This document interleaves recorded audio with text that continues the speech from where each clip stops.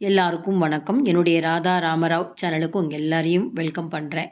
இந்த வீடியோல பார்த்தீங்கன்னா, உலர் பருப்புக்கள், உலர் விதைகள் எல்லாத்தையும் சேர்த்து பால்ல கலந்து குடிக்கிற மாரி ஒரு நட்ஸ் பவுடர் எப்படி செய்யலாங்கிறத பார்க்க போறோம். முக்கியமா இது பார்த்தீங்கன்னா, குழந்தைங்கள்லேருந்து எல்லா வயதினரும் சாப்பிடலாம். முடி வளர்ச்சிக்கு பார்த்தீங்கன்னா, டாக்டர்ஸ் சொல்றாங்க, இந்த மாரி பருப்புக்கள், விதைகள் அதிகமா எடுத்துட்டா தான் முடி வளர்ச்சிக்கு நல்லது அப்படிங்கிறாங்க.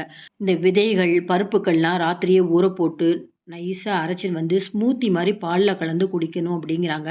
தினமும் அந்த மாரி செய்யறதுக்கெல்லாம் நேரம் இல்லாதவங்களுக்கு இந்த மாரி பவுடரா தயார் பண்ணி பால்ல கலந்து குடிக்கிறப்ப எல்லாவித ஹெல்த் பெனிஃபிட்ஸும் இருக்கும். முக்கியமா சின்ன குழந்தைகளுக்கு கூட இது எப்படி குடுக்கலாங்கிறத வீடியோல சொல்லியிருக்கேன். இந்த வீடியோ பார்க்கறதுக்கு முன்னாடி இதுவரைக்கும் என்னோட சேனலுக்கு சப்ஸ்கிரைப் பண்ணாத வியூவர்ஸ் உடனே சப்ஸ்கிரைப் பண்ணி பக்கத்துல இருக்க பெல் பட்டன் பிரஸ் பண்ணீங்கன்னா, நான் போடுற புது புது வீடியோ உங்களுக்கு நோட்டிஃபிகேஷனா கிடைக்கும். நீங்களும் என்னோட வீடியோவ தொடர்ந்து பார்த்து எனக்கு எப்போதுமே சப்போர்ட் பண்ணிட்டே இருங்க. நட்ஸ் எல்லாம் சேர்த்து ஹெல்த் ட்ரிங்க் தயார் பண்ணுறதுக்கு என்னென்ன பொருட்கள் நான் எடுத்து வச்சுருக்கேங்கிறத பாருங்கள். உங்களுக்கு என்ன நட்ஸ் வீட்டில் இருக்கோ அதெல்லாமே சேர்த்துக்கலாம். இல்லாததெல்லாம் நீங்கள் ஸ்கிப் பண்ணிக்கலாம். இப்போ நான் எடுத்து வச்ச அளவுகள் பார்த்திங்கன்னா 25 கிராம் தாங்க. இதெல்லாம் சேர்த்து நீங்கள் செய்கிறப்ப 1/4 கிலோவுக்கு அதிகமாக இந்த பவுடர் கிடைக்கும்.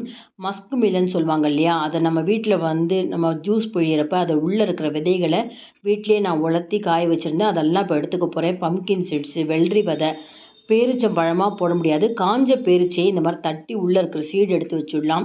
அப்புறம் வால்நட் எடுத்து வச்சுருக்கேன். இது மக்கானான்னு சொல்லுவாங்க, தாமரை விதைன்னு சொல்லுவாங்க. உடம்புக்கு ரொம்ப நல்லது. இது மட்டும் 50 கிராம் எடுத்திருக்கேன். ரொம்ப லைட் வெயிட்டாக இருக்கும், அதனால் 50 கிராம் எடுத்திருக்கேன். இப்போ இது எல்லாமே தனித்தனியாக வறுக்க போகிறோம். வறுத்து எல்லாத்தையும் பொடி பண்ணிவிட்டு இது கூட நான் பனங்கற்கண்டு சேர்க்க போகிறேன். இதில் பார்த்திங்கன்னா 15 ஏலக்காவும் 10 கிராம் சுக்கும் எடுத்திருக்கேங்க. இது எப்படி வறுக்கலாங்கிறத பார்ப்போம். தனித்தனியாக வறுத்துட்டு வச்சுட்டோம்னா 6 மாதம் வரைக்கும் உங்களுக்கு வீணாகவே போகாதுங்க.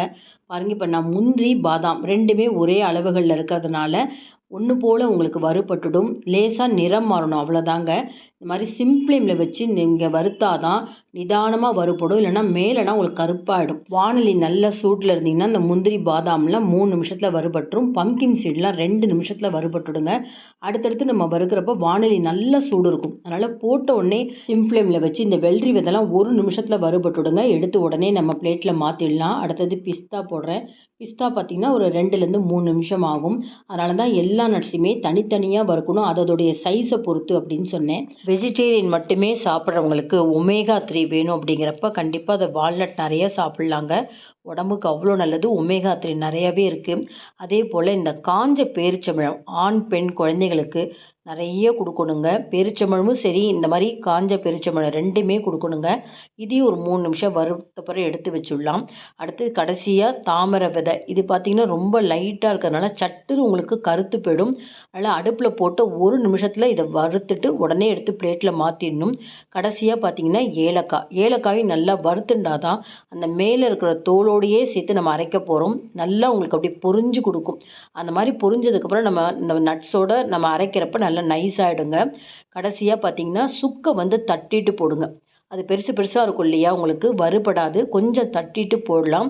வானொலி சூட்லேயே இது வறுபட்டுடும். அதனால் அடுப்பை நிறுத்திட்டு அதிலே வச்சுருக்கலாம். இந்த வறுத்த நட்ஸ்லாம் சூடு ஆறின பிறகும் எல்லாம் ஒரு ஜாரில் சேர்த்துக்கலாங்க. கடைசியாக பார்த்திங்கன்னா அந்த சுக்கும் வறுபட்டிருக்கும், அதையும் சேர்த்துக்கலாம். இது எப்படி அரைக்கணும் அப்படின்னா பல்ஸ் மோடில் தாங்க அரைக்கணும். ஏன்னா எல்லாத்துலேயுமே ஒரு ஆயில் கண்டென்ட் இருக்குது. நம்ம கண்டினியூஸாக ஓட்டினோம்னா அப்படியே உங்களுக்கு ஆயில் கசிஞ்சு கெட்டியாகிடும். இப்போ எல்லாமே ஒரே முறையில் நான் அரைச்சிட்டு வந்தேன். அதை இப்போ திரும்பவும் 2ஆக பிரிச்சுக்கிறேன். எதுக்காகன்னு கேட்டிங்கன்னா, இதில் ஸ்வீட் சேர்க்கணும் இல்லையா.